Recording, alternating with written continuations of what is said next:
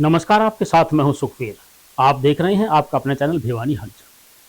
सबसे पहले एक नजर आज की न्यूज हेडलाइंस पर।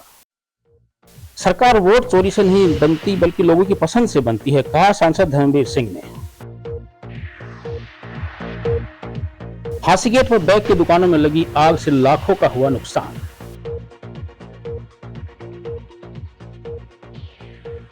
अंग्रेजों भारत छोड़ो आंदोलन में लाखों लोगों ने किया था क्रांति का शंखनाद, कहा देवराज मेहता ने।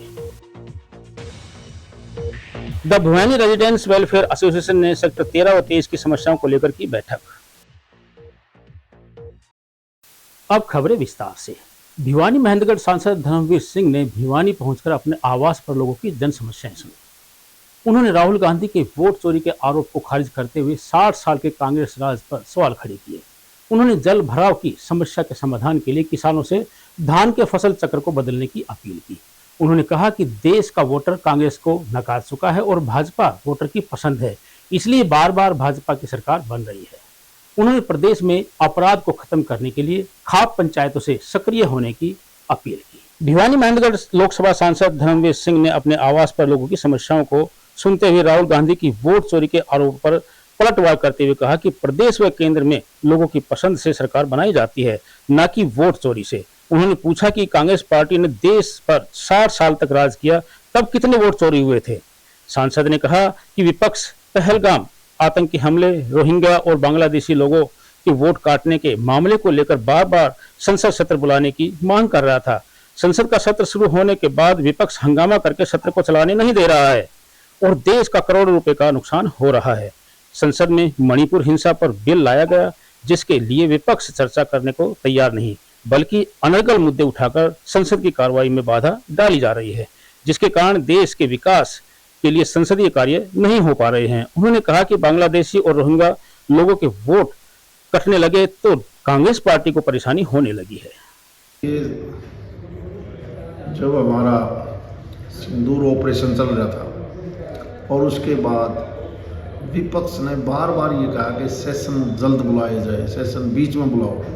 और जब देश की पार्लियामेंट की लोकसभा और राज्यसभा ये सेशन बुला लिया और सेशन भी लंबा बुला दिया, तो हैरान की बात यह है कि उस चर्चा से बचने के लिए बाइकाट करने लगे, हमला करने लगे।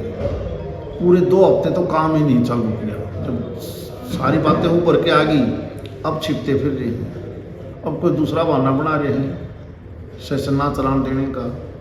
बड़ा बहाना बनाया कि जो देश में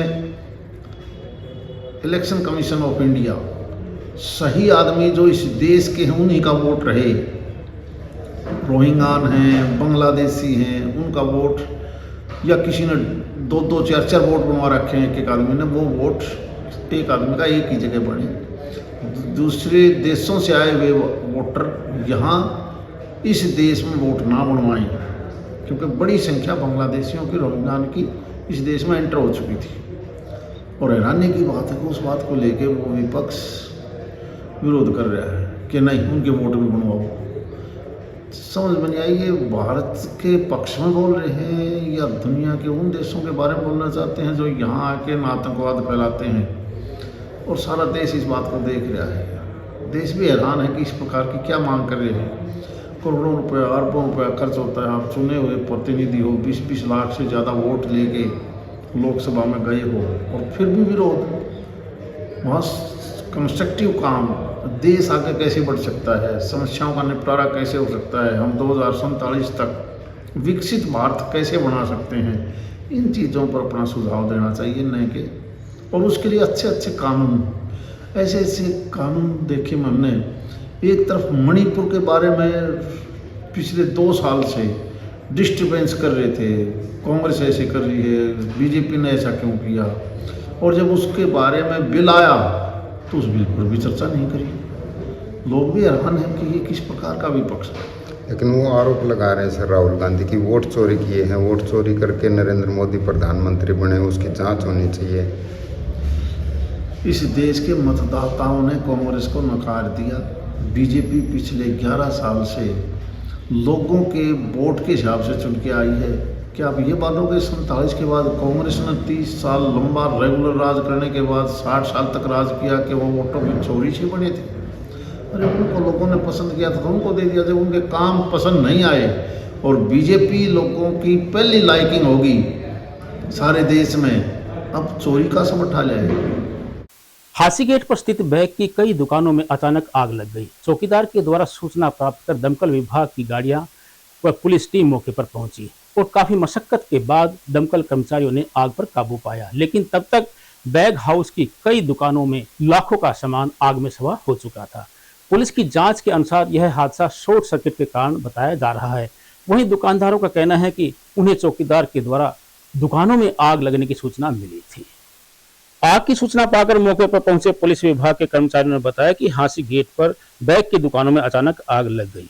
आग लगने का कारण शॉर्ट सर्किट बताया जा रहा है। दमकल विभाग के कर्मचारियों ने कड़ी मशक्कत के बाद आग पर काबू पाया, लेकिन तब तक आग ने कई दुकानों को अपनी चपेट में ले लिया था।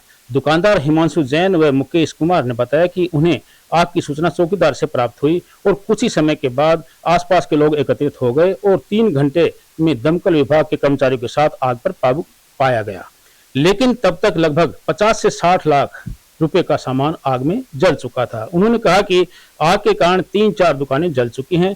वहीं फायर ऑपरेटर सुनील ने बताया कि डायल 112 पर वर्धमान बैग हाउस में आग लगने की सूचना मिली थी, जिस पर तुरंत कार्रवाई करते हुए उन्होंने अपनी टीम के साथ दमकल विभाग की 10 गाड़ियां बुलाकर आग पर काबू पाया। सर, कितने बजे आग की सूचना? जी, नाम Sunil, fire operator, fire station Bhiwani.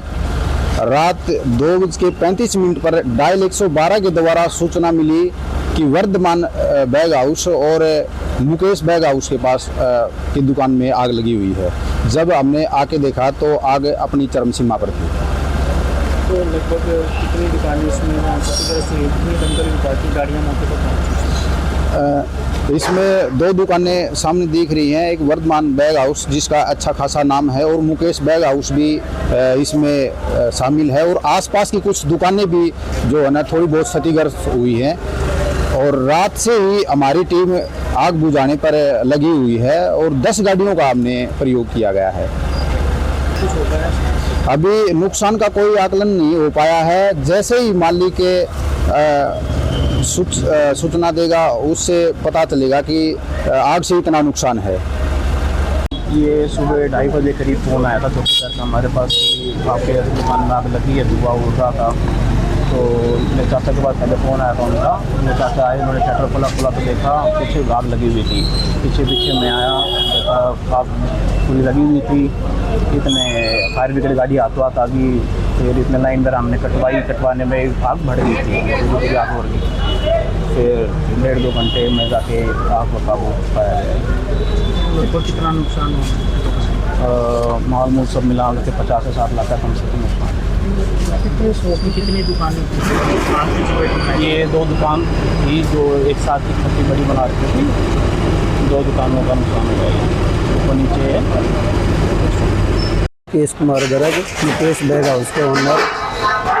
ये रात को करीब हमारे पास 2:40 के आसपास फ़ोन आया था कि आपकी दुकानों में आग लगी हुई। चौकीदार का फ़ोन आया था, तो यहाँ पर हमने देखा भयंकर आग लगी हुई थी। फिर ही हमने दमकल विभाग को फ़ोन पहले कर रखा था, तो दमकल विभाग की गाड़ियाँ तकरीबन आ गई थी। 3-4 गाड़ियाँ तो तुरंत ही आ गई थी। उन्होंने पूरी मतलब मुस्तैदी से कार्रवाई करी है और नुकसान जो हो गया वो आपके सामने ही है। कितनी सौ दुकानों में आग लगी? 3 दुकान में मैन जल गई, वर्धमान बैग और मुकेश बैग। 3 चौथी में थोड़ा लगा हुआ। वैसे तो आमने सामने भी नुकसान है आग की वजह से, बिजली के तारों में भी नुकसान है, खंभे में भी नुकसान है। वैसे नुकसान बहुत है। बाकी 3 दुकानें ज़्यादा जो नुकसान में है, वो 3 दुकानें सबसे ज़्यादा नुकसान में, 2 वर्धमान बैग की और 1 मुकेश बैग। 9 अगस्त 1942 को राष्ट्रपिता महात्मा गांधी और पंडित जवाहरलाल नेहरू ने अनेक नेताओं के साथ अंग्रेजों भारत छोड़ो आंदोलन की शुरुआत की। इस बारे में कांग्रेस नेता देवराज मेहता ने बताया कि इस आंदोलन में लाखों लोगों ने भाग लेकर आजादी की क्रांति का शंखनाद किया। इस दिवस को कांग्रेस पार्टी के द्वारा स्मृति दिवस के रूप में मनाया जाता है। कांग्रेस पार्टी के वरिष्ठ नेता देवराज मेहता ने बताया कि 9 अगस्त 1942 को राष्ट्रपिता महात्मा गांधी व पंडित जवाहरलाल नेहरू के द्वारा शुरू किए गए अंग्रेजों भारत छोड़ो आंदोलन की स्मृति दिवस के रूप में मनाया जाता है। उन्होंने बीजेपी सरकार पर देश में इमरजेंसी लगाने के आरोप लगाए और कहा कि सरकार के द्वारा लगाए गए अनाप शनाप टैक्स के कारण लोगों का जीना मुश्किल हो गया है। रवि खन्ना व एडवोकेट जोगिंदर ने कहा कि प्रॉपर्टी आईडी व फैमिली आईडी में ज्यादा इनकम दिखाकर लोगों के पीले व गुलाबी कार्ड काट दिए गए हैं। पूर्व पार्षद बलवान सिंह व अशोक जोगी ने कहा कि पूरा शहर सीवरेज का पानी पी रहा है, लेकिन प्रशासन व शासन का इस ओर कोई ध्यान नहीं है। कांग्रेस नेताओं ने कहा कि वे बीजेपी सरकार की गलत नीतियों को जनता के समक्ष रखकर लोगों को जागरूक करेंगे। आज के दिन 9 अगस्त 1942 को अंग्रेजों भारत छोड़ो आंदोलन शुरू हुआ था, जिसे हमारे राष्ट्रपिता महात्मा गांधी जी, पंडित जवाहरलाल नेहरू जी और अन्य वरिष्ठ नेताओं ने अभियान शुरू किया था। इस आंदोलन की वजह से ऐसी क्रांति आई, अंग्रेजों को भारत छोड़ना पड़ा। लाखों लोग मारे गए, इसमें लाखों लोगों ने देश के लिए कुर्बानी दी। आज उन्हीं की वजह से हम चैन की सांस ले रहे हैं। आज उसी दिन को स्मृति दिवस की तरह मना रहे हैं हम। आज इस दिन पे मैं ये कहना चाहूँगा, ये बीजेपी सरकार अंग्रेजों की राह पे चल के तानाशाही कर रही है। एक अघोषित इमरजेंसी लागू कर रखी है। कोई किसी को बोलने का अधिकार नहीं। कोई बोलता है तो उसको किसी ना किसी तरीके से उसको दबा दिया जाता है। और टैक्सों की ऐसी मार की है लोगों पे, महंगाई इतनी सिर चढ़ के बोल रही है, लोगों का जीना दुर्लभ हो गया है। ये साक्षर अभियान इसलिए चलाया गया है कि बीजेपी की जो नीतियां हैं उनके खिलाफ जो आज के दिन 1942 को महात्मा गांधी जी ने एक जन आंदोलन का शंखनाद किया था कि अंग्रेजों भारत छोड़ो। हम आज शंखनाद कर रहे हैं, जनता आती है, मोदी गद्दी छोड़ो। और आपने देखा होगा कि भ्रष्टाचार का कितना बोलबाला है। आप देखो, अफसरशाही का राज है, जनता त्राही त्राही कर रही है, महंगाई आसमान को छू रही है। बीजेपी की सरकार ने गलत नीति अपनाई हुई है, उसका हम विरोध करते हैं। 9 अगस्त 1942 से महात्मा गांधी जी के द्वारा चलाया गया जन आंदोलन की शुरुआत की है। उसी के माध्यम से हमने आज भिवानी में देवराज मेहता जी के नेतृत्व में हस्ताक्षर अभियान चला के बीजेपी की गलत नीतियों के खिलाफ एक शुरुआत करी है। और इसी उसमें हम जन जन तक बीजेपी की गलत नीतियों का विरोध करेंगे। बीजेपी ने एक आम आदमी की कमर तोड़ने का काम किया है। देश में सबसे ज्यादा बेरोजगारी, महंगाई आज चरम सीमा पर है। मेरा नाम बलवान सिंह है, पूर्व पार्षद, वार्ड नंबर 31 से। आज 9 अगस्त 1942 को जो स्वतंत्रता संग्राम हमारे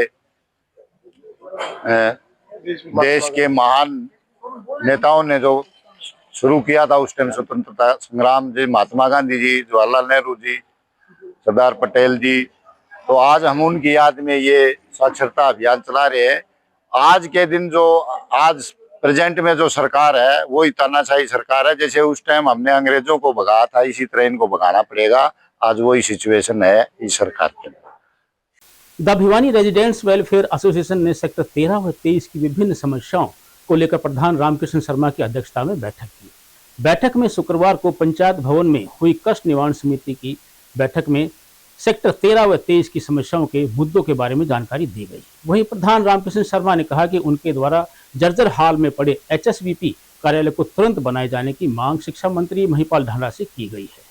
द रेजिडेंट्स वेलफेयर एसोसिएशन के प्रधान रामकृष्ण शर्मा की अध्यक्षता में हुई बैठक में अनेक मुद्दों पर चर्चा की गई। उन्होंने बताया कि जिला कष्ट निवारण समिति की बैठक में शिक्षा मंत्री महिपाल ढांडा के सामने भगत सिंह चौक से सिटी स्टेशन तक अधर में लटके रोड को पूरा करने, सेक्टर में दूषित पेयजल आपूर्ति से छुटकारा दिलाने, सीवरेज की सफाई करवाने व मकानों के आसपास झाड़ झंकड़ व गंदगी को साफ करवाने इत्यादि की अनेक मांगों को रखा गया। उन्होंने सेक्टर में गैस पाइपलाइन डलवाने, तीसरा जलघर बनाए जाने इत्यादि अनेक मांगों पर विचार विमर्श किया। वहीं उन्होंने कहा कि इन सभी मांगों को कष्ट निवारण समिति की बैठक में रखा गया था, जिनके समाधान के लिए कमेटी गठित की गई है और अधिकारियों को समस्याओं के समाधान के लिए दिशा निर्देश दिए गए हैं। वहीं उन्होंने मकान नंबर 1909 से 1950 तक तारबंदी किए जाने की मांग की। कष्ट निवारण समिति की बैठक श्री महिपाल लांडा की अध्यक्षता में पंचायत भवन के अंदर आयोजित हुई थी।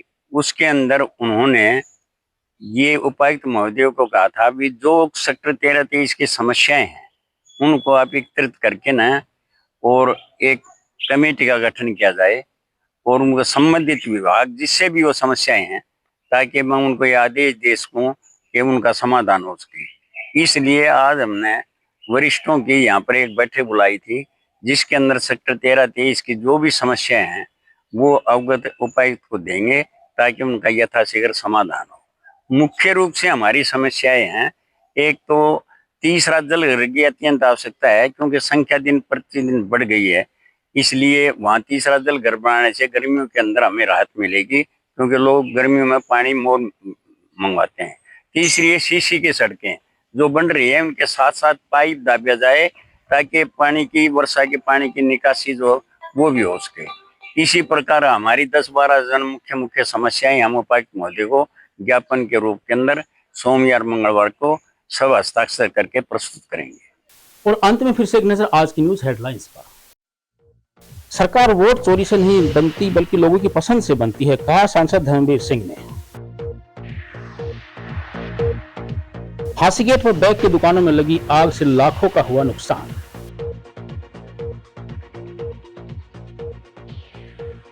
अंग्रेजों भारत छोड़ो आंदोलन में लाखों लोगों ने किया था क्रांति का शंखनाद, कहा देवराज मेहता ने।